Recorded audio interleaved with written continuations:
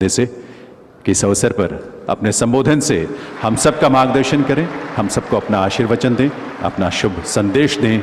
माननीय प्रधानमंत्री महोदय।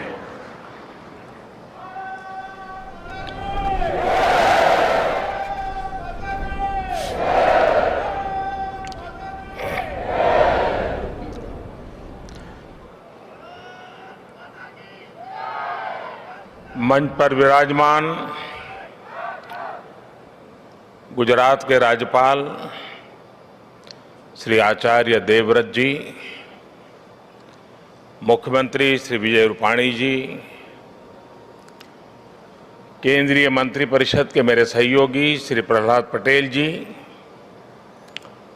लोकसभा में मेरे साथी सांसद श्री CR पाटिल जी, अहमदाबाद के नवनिर्वाचित मेयर श्रीमान किरीट भाई, साबरमती ट्रस्ट के ट्रस्टी श्री कार्तिकेय साराभाई और साबरमती आश्रम को समर्पित जिनका जीवन है, ऐसे आदरणीय अमृत मोदी जी, देश भर से हमारे साथ जुड़े हुए सभी महानुभाव, देवियों और सज्जनों और मेरे युवा साथियों, आज जब मैं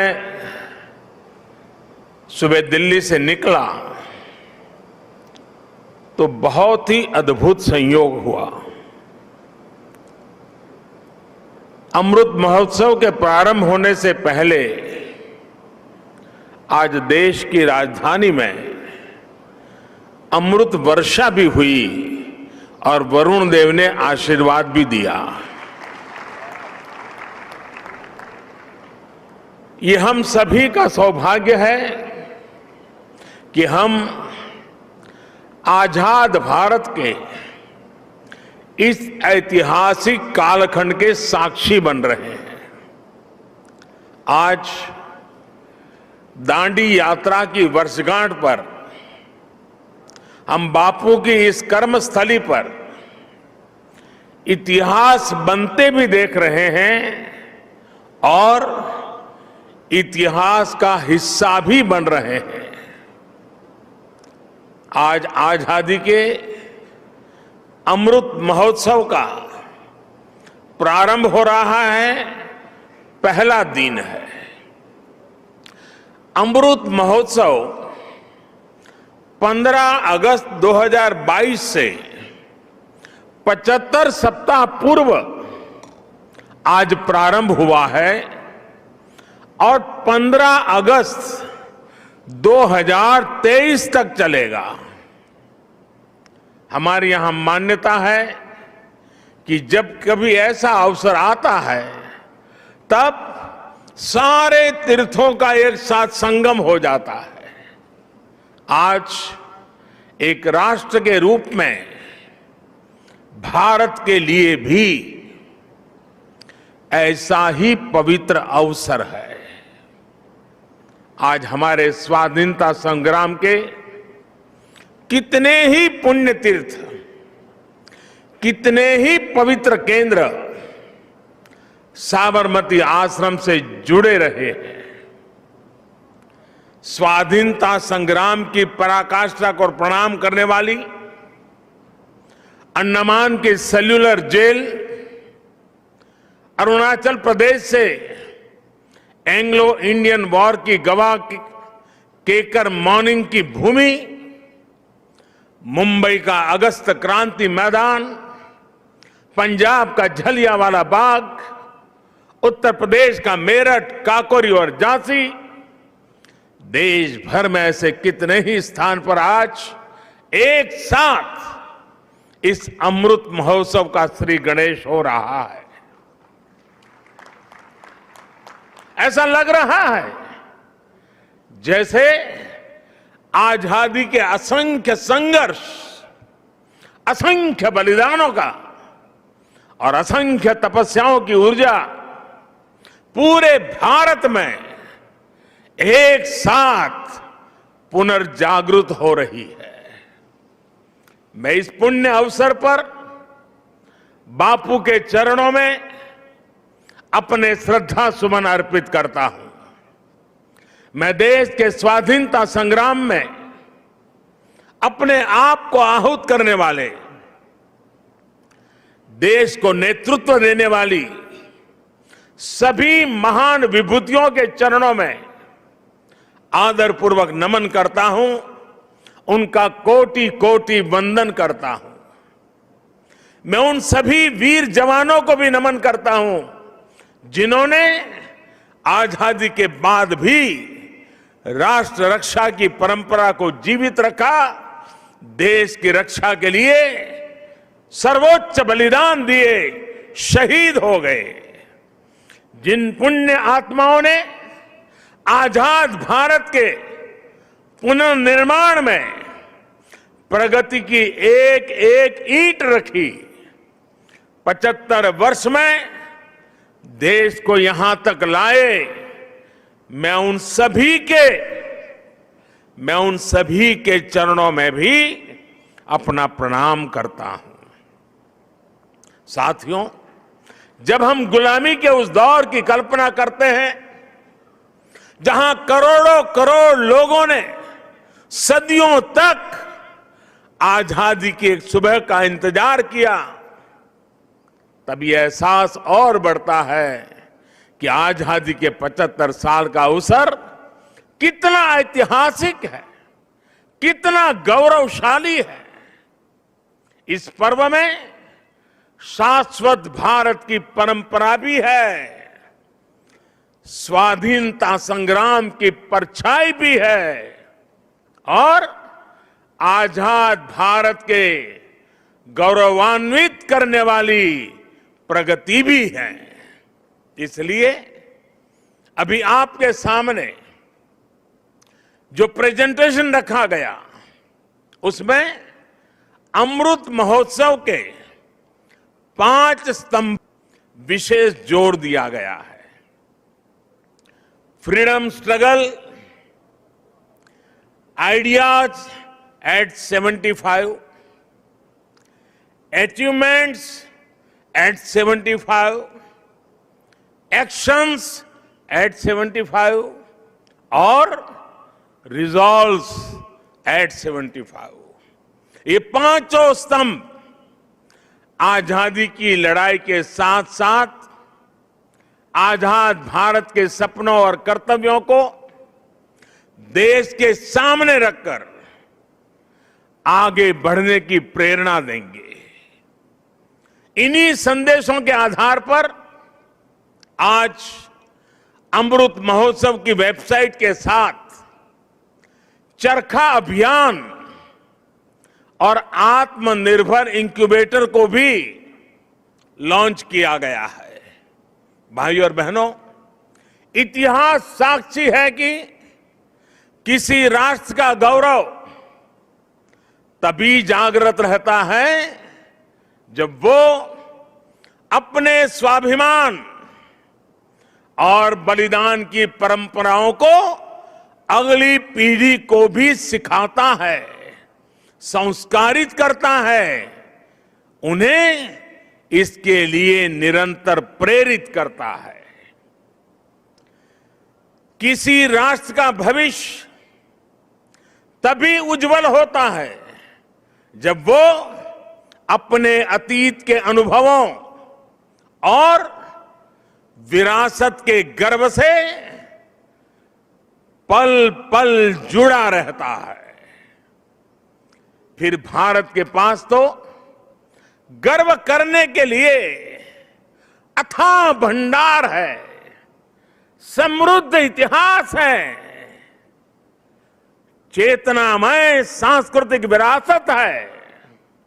इसलिए आजादी के 75 साल का यह अवसर एक अमृत की तरह वर्तमान पीढ़ी को प्राप्त होगा। एक ऐसा अमृत जो हमें प्रतिपल देश के लिए जीने, देश के लिए कुछ करने के लिए प्रेरित करेगा। साथियों, हमारे यहां वेदों में एक वाक्य है, मृत्यो मृक्षीय मामृताम, अर्थात हम दुख, कष्ट, क्लेश और विनाश से निकलकर अमृत की तरफ बढ़ें, अमरता की ओर बढ़ें। यही संकल्प आजादी के इस अमृत महोत्सव का भी है। आजादी का अमृत महोत्सव यानी आजादी की ऊर्जा का अमृत। आजादी का अमृत महोत्सव यानी स्वाधीनता सेनानियों से प्रेरणाओं का अमृत। आजादी का अमृत महोत्सव यानी नए विचारों का अमृत, नए संकल्पों का अमृत।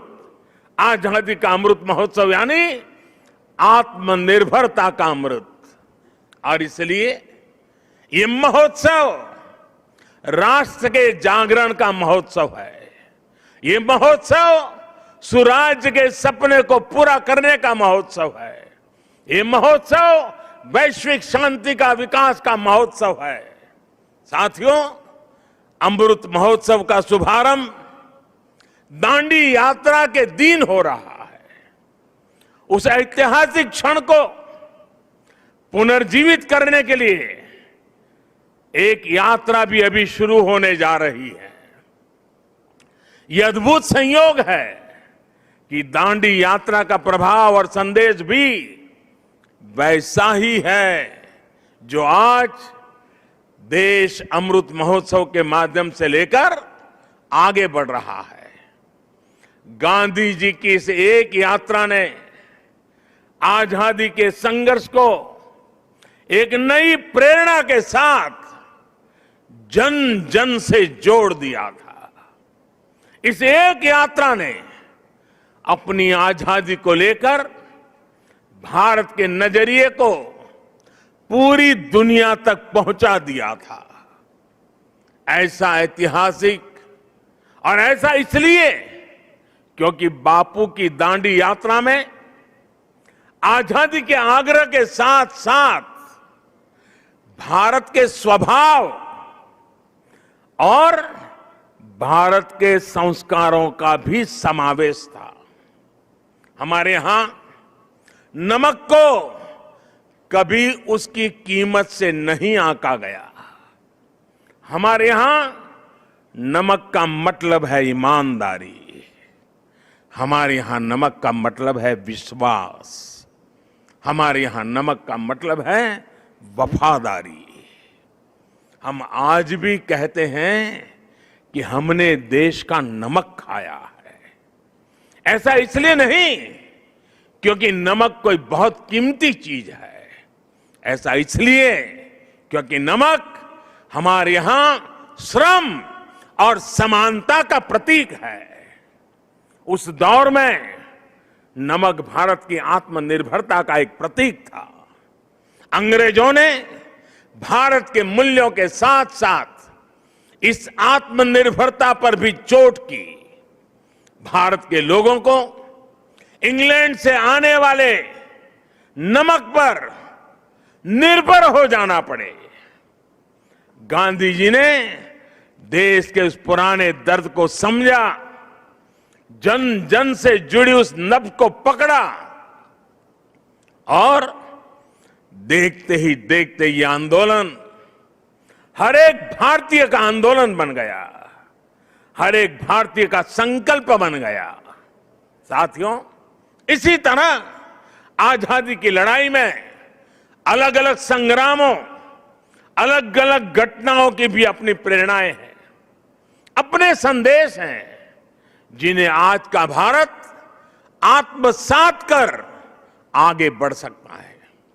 1857 का स्वातंत्र संग्राम, महात्मा गांधी का विदेश से लौटना, देश को सत्याग्रह की ताकत फिर याद दिलाना, लोकमान्य तिलक का पूर्ण स्वराज का आह्वान, नेताजी सुभाष चंद्र बोस के नेतृत्व में आजाद हिंद फौज का दिल्ली मार्च, दिल्ली चलो, ये नारा आज भी हिंदुस्तान भूल नहीं सकता है।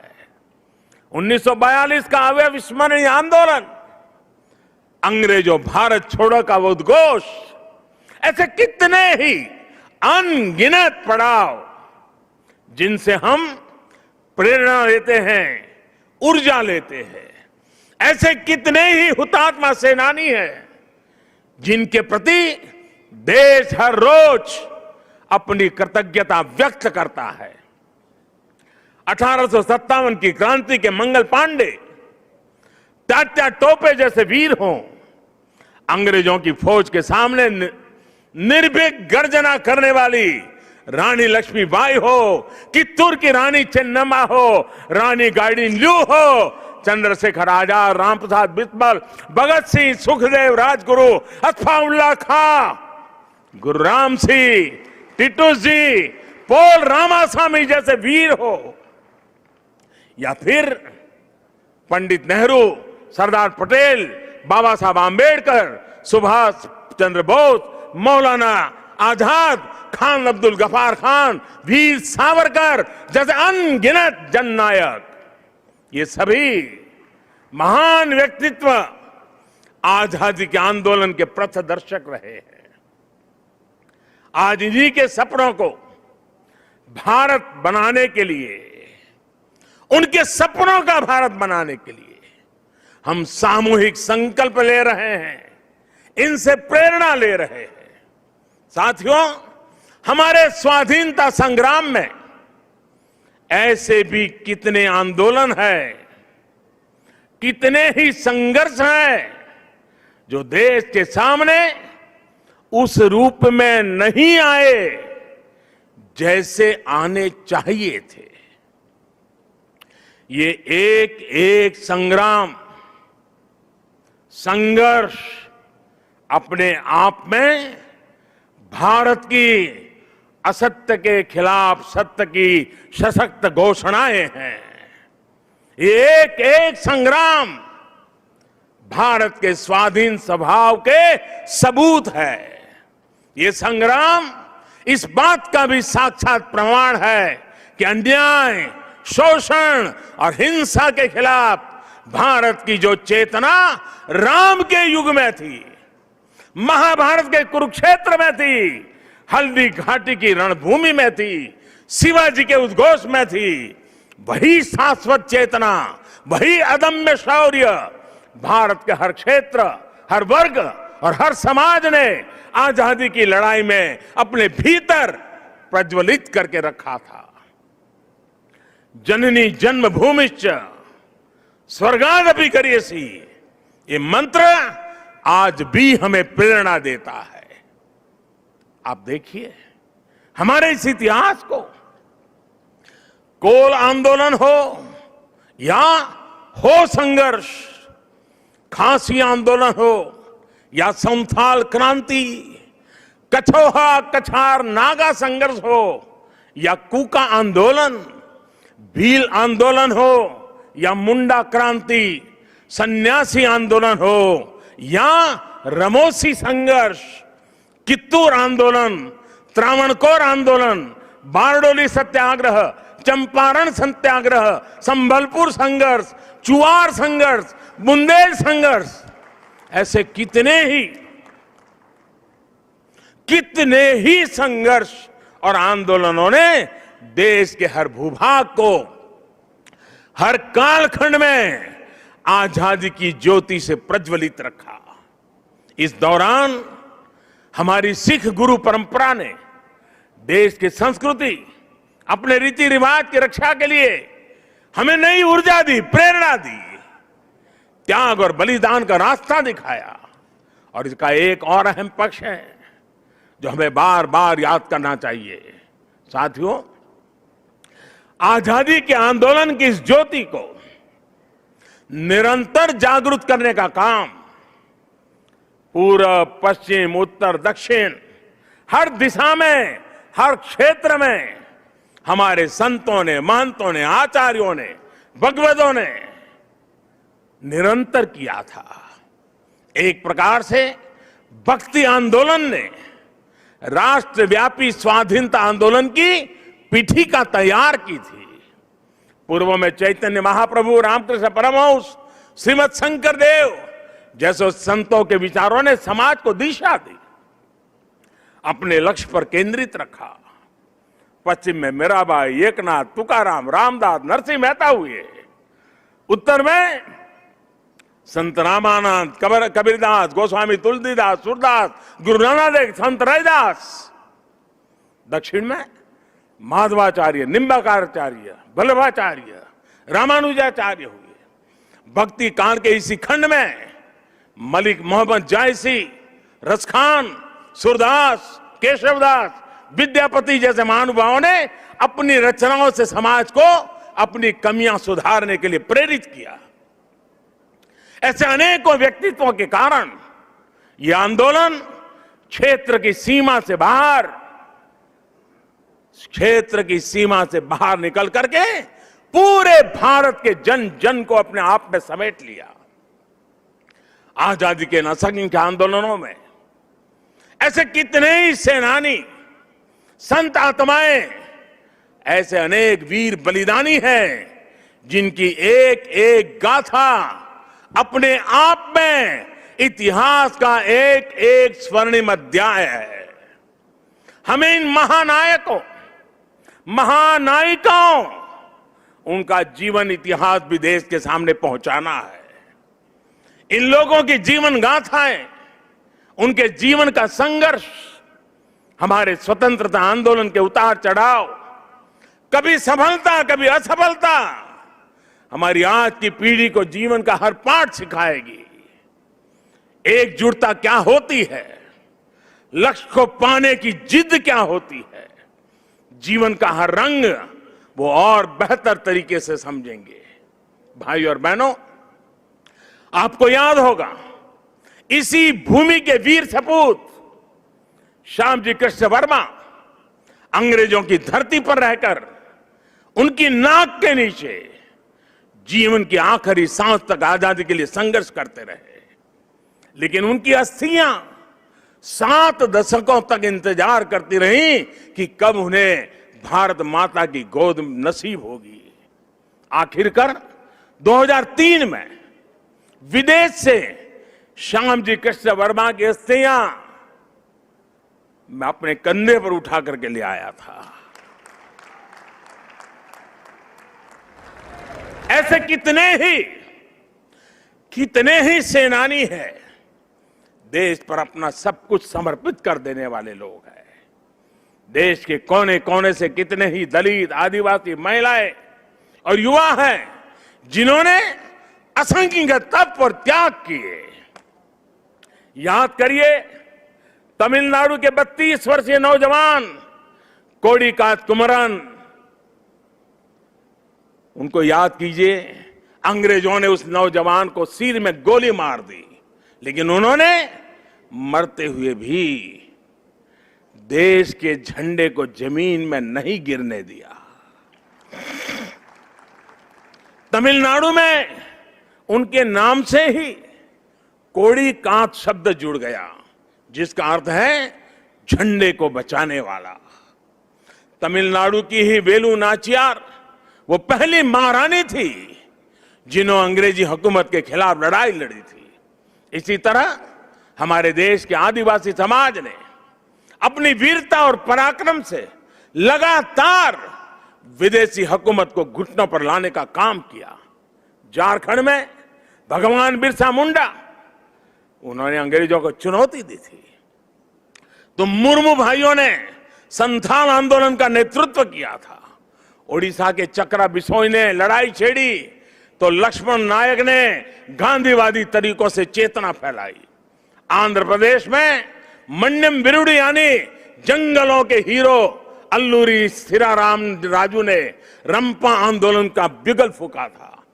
पांचलथा खुंगचेरा ने मिजोरम की पहाड़ियों में अंग्रेजों से लोहा लिया था।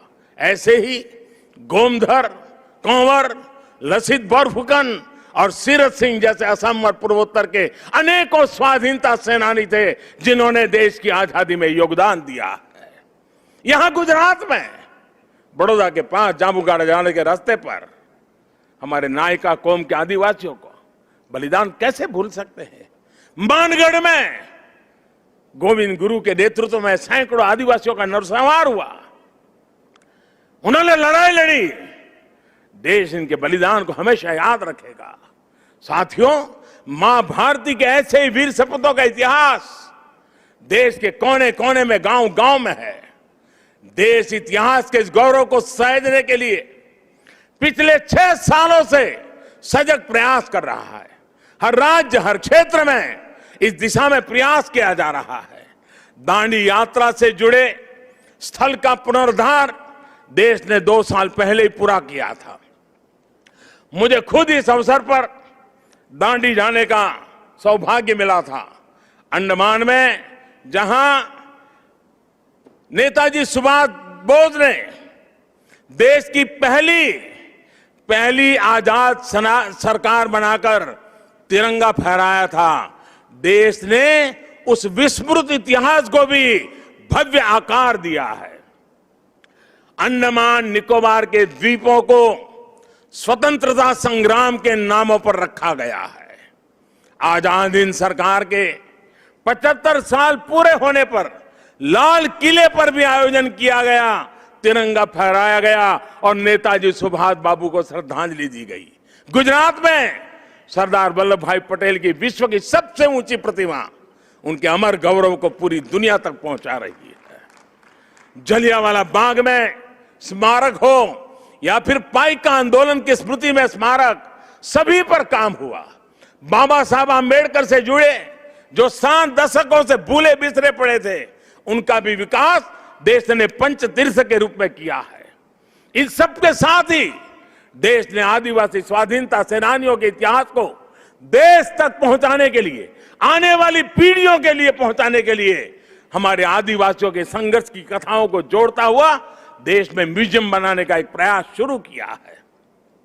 साथियों, आजादी के आंदोलन के इतिहास की तरह ही आजादी के बाद के 75 वर्ष की यात्रा सामान्य भारतीयों के परिश्रम, इनोवेशन, उद्यमशीलता का प्रतिबिंब है। हम भारतीय चाहे देश में रहे हो या फिर विदेशों में, हमने अपनी मेहनत से खुद को साबित किया है। हमें गर्व है हमारे संविधान पर, हमें गर्व है हमारी लोकतांत्रिक परंपराओं पर। लोकतंत्र की जननी भारत आज भी लोकतंत्र को मजबूती देते हुए आगे बढ़ रहा है। ज्ञान विज्ञान से समृद्ध भारत आज मंगल से लेकर चंद्रमा तक अपनी छाप छोड़ रहा है। आज भारत की सेना का सामर्थ्य अपार है, तो आर्थिक रूप से भी हम तेजी से आगे बढ़ रहे हैं। आज भारत का स्टार्टअप इकोसिस्टम दुनिया में आकर्षण का केंद्र बना है, चर्चा का विषय है। आज दुनिया के हर मंच पर भारत की क्षमता और भारत की प्रतिभा की गुंज है। आज भारत अभाव के अंधकार से बाहर निकलकर 130 करोड़ से अधिक आकांक्षाओं की पूर्ति के लिए आगे बढ़ रहा है। साथियों, ये भी हम सभी का सौभाग्य है। आजाद भारत के 75 साल और नेताजी सुभाष चंद्र बोस की जन्म जयंती के 125 वर्ष हम साथ साथ मना रहे हैं। ये संगम सिर्फ तिथियों का ही नहीं, बल्कि अतीत और भविष्य के भारत के विजन का भी अद्भुत मेल है। नेताजी सुभाष चंद्र बोस ने कहा था कि भारत की आजादी की लड़ाई सिर्फ ब्रिटिश साम्राज्यवाद के विरुद्ध नहीं है, बल्कि वैश्विक साम्राज्यवाद के विरुद्ध है। नेताजी ने भारत की आजादी को पूरी मानवता के लिए जरूरी बताया था। समय के साथ नेताजी की ये बात सही सिद्ध हुई। भारत आजाद हुआ तो दुनिया में दूसरे देशों में भी स्वतंत्रता की आवाजें बुलंद हुई और बहुत ही कम समय में साम्राज्यवाद का दायरा सिमट गया। और साथियों, आज भी भारत की उपलब्धियां आज सिर्फ हमारी अपनी नहीं है, बल्कि ये पूरी दुनिया को रोशनी दिखाने वाली है, पूरी मानवता को उम्मीद जगाने वाली है। भारत की आत्मनिर्भरता से ओतप्रोत हमारी विकास यात्रा पूरी दुनिया की विकास यात्रा को गति देने वाली है। कोरोना काल में ये हमारे सामने प्रत्यक्ष सिद्ध भी हो रहा है। मानवता को महामारी के संकट से बाहर निकालने में, वैक्सीन निर्माण में भारत की आत्मनिर्भरता का आज पूरी दुनिया को लाभ मिल रहा है। आज भारत के पास वैक्सीन का सामर्थ्य है तो वसुधैव कुटुंबकम के भाव से हम सबके दुख दूर करने में काम आ रहे हैं। हमने दुख किसी को नहीं दिया, लेकिन दूसरों का दुख कम करने में खुद को खपा रहे हैं। यही भारत का आदर्श है, यही भारत का शाश्वत दर्शन है, यही आत्मनिर्भर भारत का भी तत्व ज्ञान है।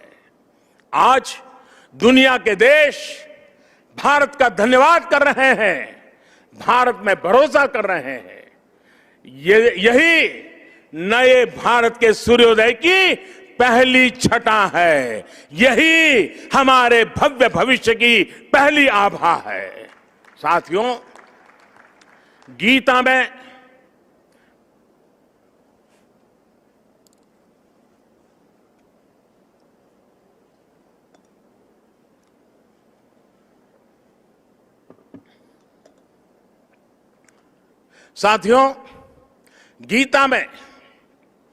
भगवान श्री कृष्ण ने कहा है, सम दुख सुखम धीरम सह, सम दुख सुखम धीरम सह अमृतत्वाय कल्पते।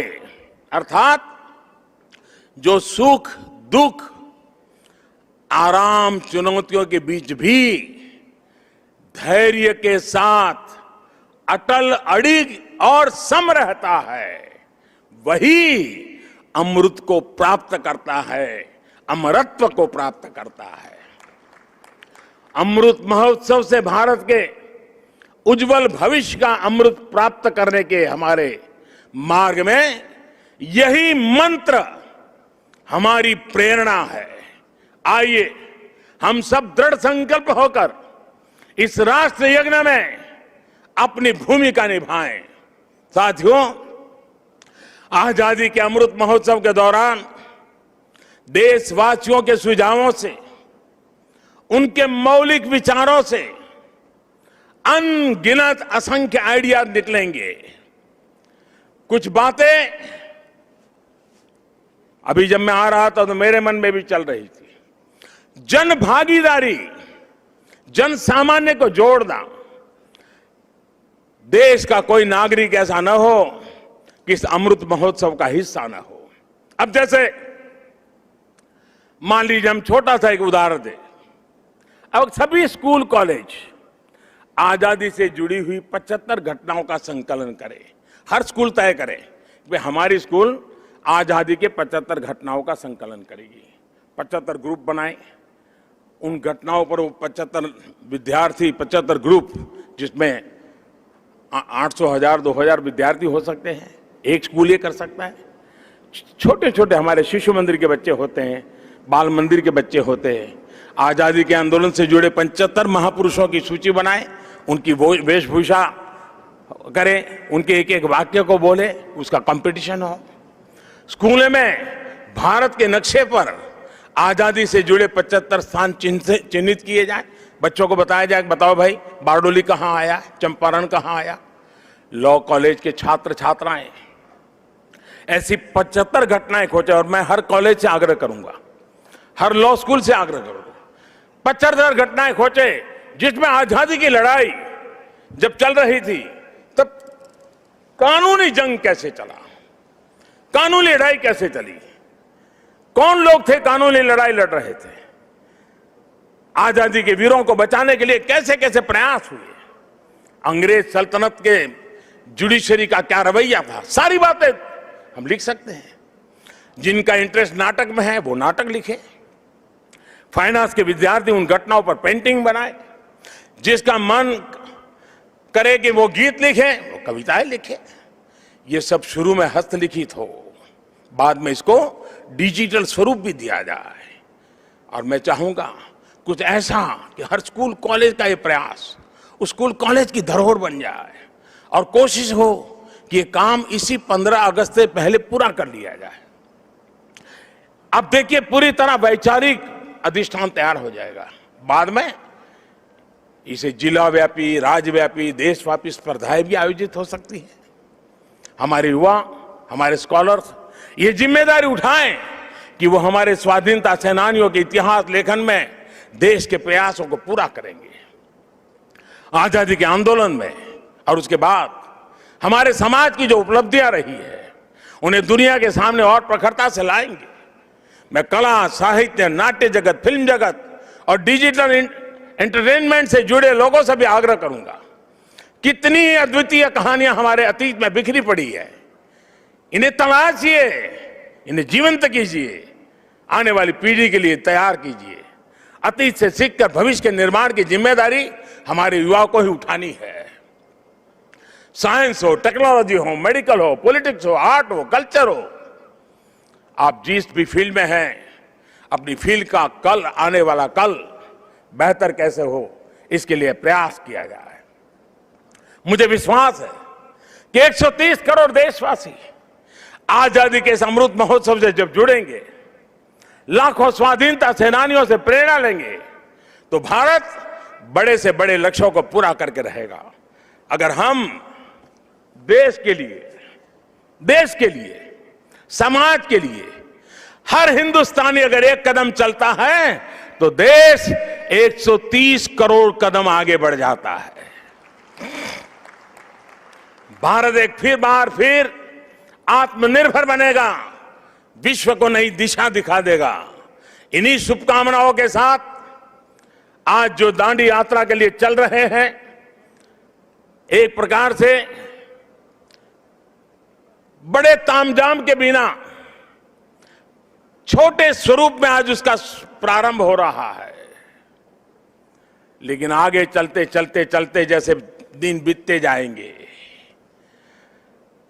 हम 15 अगस्त के निकट पहुंचेंगे।